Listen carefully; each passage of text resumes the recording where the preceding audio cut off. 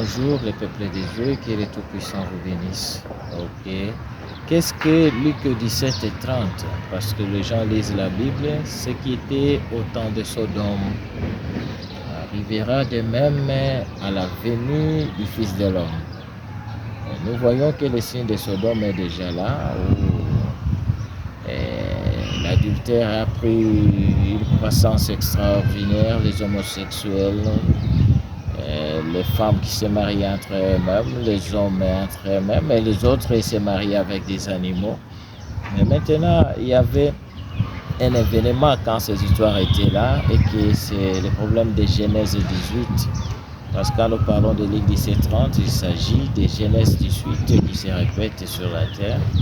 C'est-à-dire, Abraham, quand il était sous la chaîne de Mamré, a reçu 3 hommes. 3 hommes étaient partis en visite. Là, chez lui, il y avait des anges, c'est-à-dire des messagers, des 3 hommes.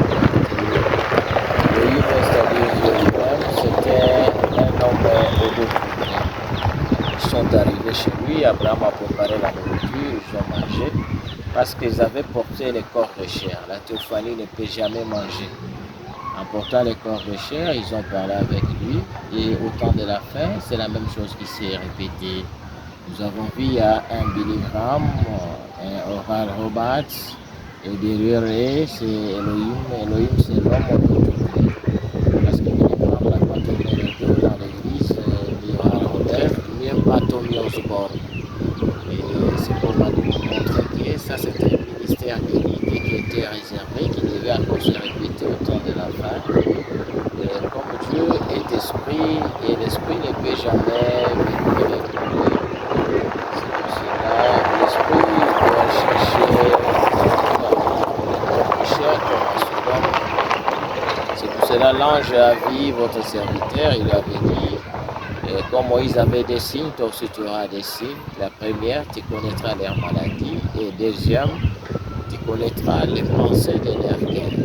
Et vous voyez, ça se coïncide directement avec la promesse de Luc 17 et 30, qui est ce qui était au temps de Sodome arrivera de même à la venue du Fils de l'homme. C'est-à-dire, c'est Genèse 18 qui se répète de nouveau, qui revient de nouveau sur la terre. Et troisième homme que nous voyons, il pouvait tourner le dos dans la salle, ainsi de suite.